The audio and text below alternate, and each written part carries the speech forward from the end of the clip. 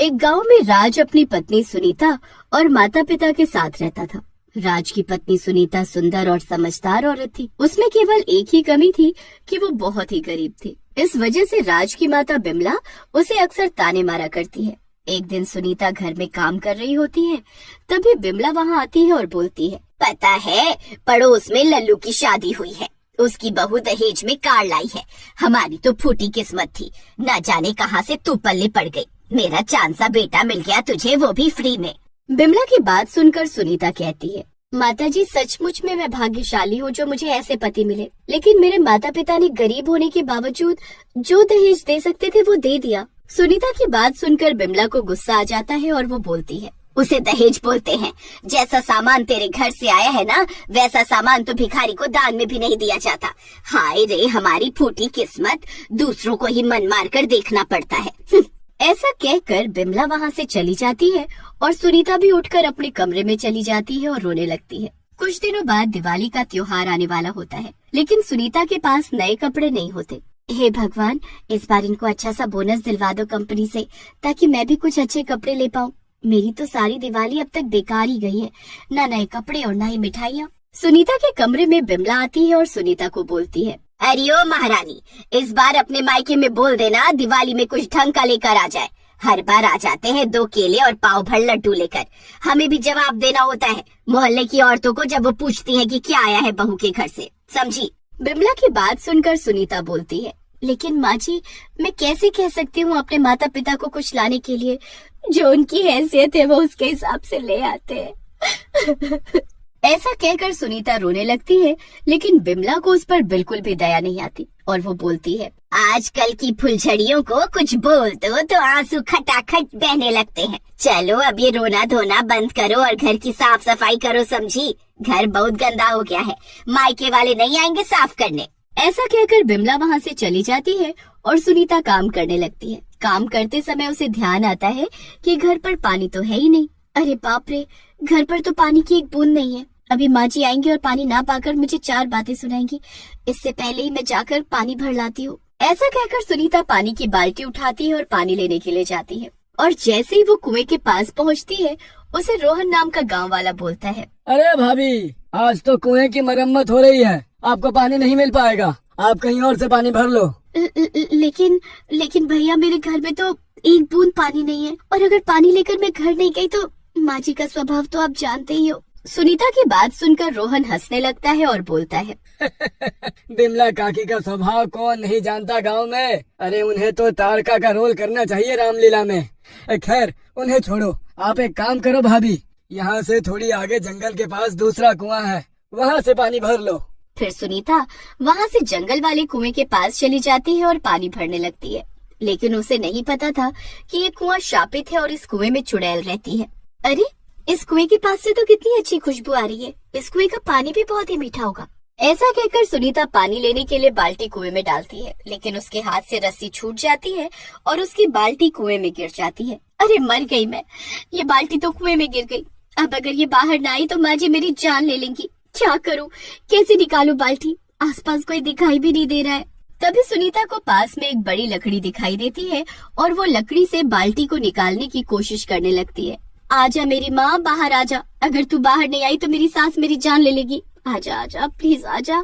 लेकिन सुनीता को नहीं पता था कि अनजाने में कही बात कुएं में रहने वाली चुड़ैल को जगा देगी। कुएं के अंदर सोई हुई चुड़ैल जाग जाती है और अपने साथ सोती हुई और चुड़ैलों को भी जगा देती है। अरे दोस्तों, देखो हमें कोई बुला रहा है और बार बार आजा आजा कह रहा है। तीनों चुड़ैलें उठ जाती हैं और बाल्टी को ऊपर की तरफ उठाने लगती हैं। बाल्टी को अपने आप ऊपर आता देख सुनीता घबरा जाती है। अरे मर गई रे, ये बाल्टी अपने आप ऊपर कैसे आ रही है? हे भगवान, मेरी रक्षा करो, मुझे अभी दिवाली की तैयारी भी करनी है।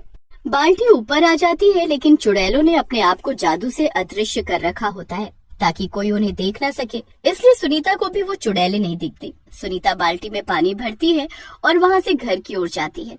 हाँ भगवान, तेरा लाख लाख शुक्रिया जो तूने ये बाल्टी दिला दी, नहीं तो मेरी सास आज मेरी जान ले लेती। लेकिन सुनीता को क्या पता था कि वो तीनों चुड़ैलें भी सुनीता के पीछे पीछे आ रही होती हैं। तीनों चुड़ैलें अदृश्य रूप में सुनीता के साथ साथ चलने लगती हैं। सुनीता जैसे ही घर पहुंचती है, बिमला उसका इंतजार कर रही होती है। अरे महारानी जी, पानी लेने क्या हिमालय गई थी? कितनी देर हो गई है? माँ जी, पास के कुएं में मरम्मत चल रही है, इसलिए मुझे पानी लेने दूर जाना पड़ा और देर हो गई। आप चिंता मत करो, मैं भी सारे काम कर देती हूँ। ऐसा कहकर सुनीता काम में लग जाती है। रसोई की सफाई करते समय उसकी आंख लग जाती है और वो सो जाती है। तीनों चुड़ैलें उसके पास ही खड़े होकर बातें करने लगती हैं। बेचारी, कितनी अच्छी औरत है, कितना काम कर रही है, हमें इसकी मदद करनी चाहिए। सही कह रही हो भाई, इसने तो हमें उस कुएं से आजाद भी करवाया है, हमें इसके कामों में इसका हाथ जरूर बटाना चाहिए। ये जैसे ही जागेगी, इससे पूछकर इसके सारे काम कर देंगे। सुनीता की नींद खुलती है तो शाम हो चुकी होती है। ये देखकर सुनीता घबरा जाती है और बोलती है, अरे मर गई मैं तो, ये तो शाम हो गई है और कल दिवाली है, कुछ काम भी नहीं हुआ। माँ जी बाजार से आते ही मुझ पर चिल्लाएंगी, मैं अब क्या करूँ। सुनीता सोच ही रही होती है कि तभी तीनों चुड़ैलें उसके सामने आ जाती हैं। चुड़ैल को देखकर सुनीता घबराने लगती है और जोर से चिल्लाती है, सुनीता घबराओ मत, हम तुम्हारी जान लेने नहीं आए हैं, हम तुम्हारे साथ रहेंगे और तुम्हारा सब काम कर देंगे। तुमने हमें उस कुएं से मुक्त करवाया है। चुड़ैल की बात सुनकर सुनीता का डर कुछ कम हो जाता है और वो चुड़ैलों से कहती है, क्या तुम सच में मेरे कहने पर काम करोगी? सुनीता की बात सुनकर तीनों चुड़ैलें हंसने लगती हैं और बोलती हैं, ये मजाक तुम इंसान लोग करते हो, हम चुड़ैल नहीं। चुड़ैल की बात सुनकर सुनीता कहती है, कल दिवाली है और मुझे घर साफ करना है, उसके बाद घर भी सजाना है और बहुत सी मिठाइयाँ भी बनानी है। सुनीता की बात सुनकर एक चुड़ैल बोलती है, बस इतना सा? अरे ये तो हमारे बाएं हाथ का काम है, बस तुम आराम से बैठो और हमारा जादू देखो। फिर देखते ही देखते चुड़ैलें पूरे घर की सफाई करके सारी मिठाइयाँ बना देती हैं। मजा आ गया, ये तो सच में जादू है, तुम लोगों ने इतनी जल्दी सारा काम निपटा दिया। अच्छा, अब हम तीनों चलते हैं, तुम्हारा काम हो गया। चुड़ैल की बात सुनकर सुनीता कहती है, अरे ऐसे कैसे जा सकते हो तुम तीनों, कल दिवाली है, मैं चाहती हूँ तुम दिवाली हमारे साथ ही मनाओ। सुनीता की बात सुनकर चुड़ैल खुश हो जाती है और बोलती है, ठीक है सुनीता, हम तुम्हारे साथ ही इस बार की दिवाली मनाएंगे। वैसे भी हमने कई सालों से दिवाली नहीं मनाई है। उधर बिमला बाहर से आती है और इतने साफ और सजे हुए घर को देखकर खुश हो जाती है और सुनीता से कहती है, अरे वाह, ये मेरा ही घर है, कहीं मैं किसी और घर में तो नहीं आ गई। वाह, मजा आ गया। बस इस बार तेरे मायके वाले कुछ अच्छे से तोहफे ले आए ताकि मैं भी अपनी नाक ऊंची करके मोहल्ले में घूम सकूं। बिमला की बात सुनकर सुनीता का मुंह लटक जाता है और वो अपने कमरे में जाकर रोने लगती है।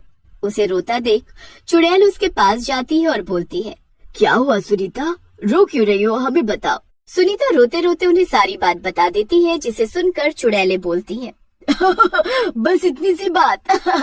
अब कल तुम हमारा जादू देखो। दिवाली वाले दिन सुबह सुबह बिमला के घर के सामने तोहफों का ढेर लगा होता है और उन पर लिखा होता है, सपना के घर वालों की तरफ से। ये देखकर बिमला फूली नहीं समाती है। देखो बहू, तुम्हारे घर वालों की तरफ से कितना सामान आया है। मैं अभी गांव में जाकर सबको बताती हूँ, तब तक तुम तोहफों को घर के अंदर रख लो। फिर बिमला वहाँ से चली जाती है। सपना भी सारे तोहफे उठाकर रख देती है। रात में सपना घर के बाहर पटाखे फोड़ रही होती है, तभी एक चिंगारी कहीं से उड़ती हुई घर के अंदर गिर जाती है और घर में आग लग जाती है और बिमला आग में फंस जाती है। बहू बचाओ मुझे, कमरे में आग लग गई है। बिमला को आग में घिरा देखकर सुनीता चुड़ैलों से बोलती है, आप तीनों मेरी माँ जी को बचा लो, नहीं तो वो मर जाएंगी। सुनीता की बात सुनकर चुड़ैल बोलती है, सुनीता, मरने दो बुढ़िया को, तुम्हें मुक्ति मिलेगी रोज रोज के कलेश से। नहीं नहीं, आप तीनों कैसी बातें कर रही हैं? वो मेरी माँ है, वो जो भी बोले वो बोल सकते हैं, वो मेरी माँ समान है, मैं खुद उन्हें बचाऊंगी आज। चुड़ैल कुछ कर पाती तब तक सुनीता आग में कूद जाती है। अरे इसने तो हमारी बात पूरी सुनी ही नहीं, हमें इन दोनों को बचाना है बहनों। फिर तीनों चुड़ैलें दोनों को आग से बाहर निकाल लेती हैं और सुनीता की सास को सारी बात बताती हैं। बिमला, तुम्हारी बहू बहुत ही अच्छी और नेक है, तुम्हारी किस्मत है कि तुम्हें ऐसी बहू मिली। अब से इसका ध्यान रखो, अगर ये चाहती तो आज तुम्हारे अत्याचारों से छुटकारा पाकर खुशी खुशी अपने पति के साथ अकेली रहती, लेकिन इसने अपनी जान पर खेलकर तुम्हारी जान बचाई है। ये सब सुनकर सुनीता की सास सुनीता